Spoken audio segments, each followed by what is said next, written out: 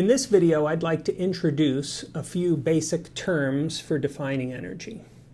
And while we're going to spend some time talking about a few of these definitions in detail, though I promise it will be very limited detail, what I really want you to take away from this video is that in the most essential sense, energy is simply the capacity to do work. Now, sometimes you're going to find literature that refers to three different kinds of energy. I personally feel, in a sense, that conflates the definition of energy with the term energy. So instead, what I like to keep sort of separate is what energy is and the kinds of work that it can do. Energy can do mechanical work, it can do thermal work, and it can do electrical work. Mechanical work refers to displacement of mass. So for instance, if you kick a soccer ball, then you are exerting some energy to move the ball from one point to another. Displacement of mass requires applying a force over some distance. And so if you recall some of your unit analysis from your elementary physics courses, force can be further decomposed into the product of mass and acceleration. So the capacity to do work is a product of mass, acceleration, and the distance that you're going to move that mass. So for example, let's say most universal measure you'll hear used is a joule. A joule is defined as a Newton meter, and a Newton, if you recall, is a kilogram meter per second squared. So that's the amount of force applied over a meter is referred to as a joule. Thermal work I like to think of as displacement of atoms, just because I think it's useful to keep these concepts straight if you can think of them in some kind of parallel sense. So whereas mechanical work is displacement of mass, think about thermal work as displacement of atoms. Displacement of atoms simply means you're sort of agitating and exciting atoms. For instance, if you are cooking, you're basically taking energy to transform the object that you are cooking.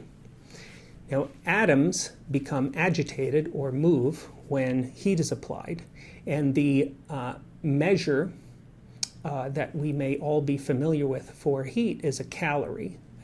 A calorie is defined as the energy required to increase the temperature of a gram of water by 1 degree Celsius, specifically to increase the temperature of a gram of water from 3.5 degrees Celsius to 4.5 degrees Celsius.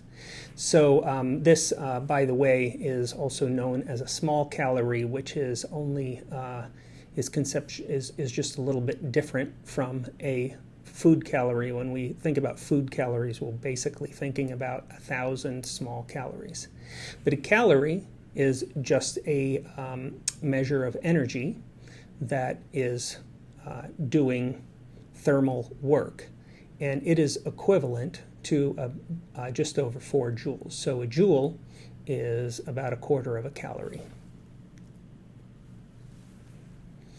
And whereas mechanical work is displacement of mass, and we think of thermal work as displacement of atoms, electrical work we can think of as displacement of electrons.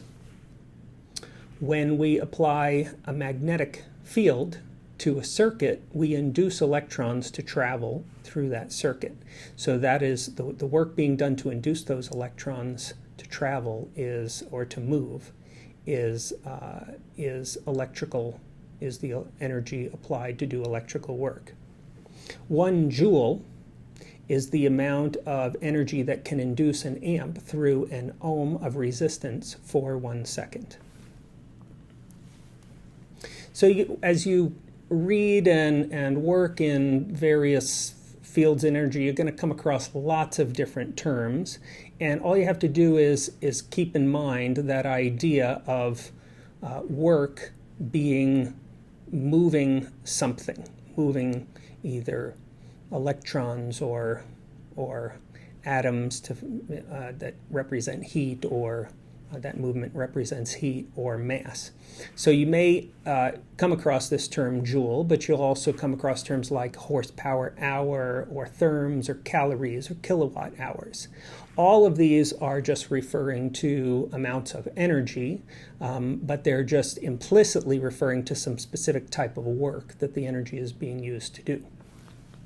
But what I really want you, as I mentioned, to take away from this course is the idea that energy represents the capacity to do work. So consider, for example, one of our ancestors.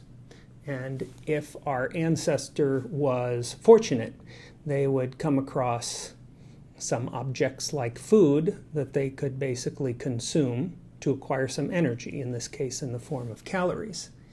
Now, of course, if they're going to survive, they hopefully are going to find an opportunity to expend some effort, do some work to acquire more of those calories.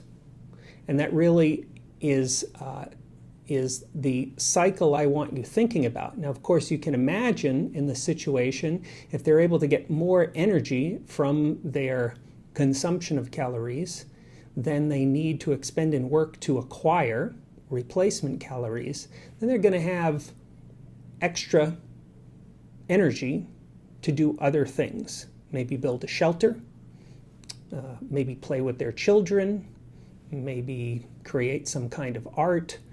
So they'll be able to use that energy in consumption activities as well as production activities. But I like to think about this in this very most basic and essential sense, because it underscores just what a basic need energy is for our every kind of activity we can think of.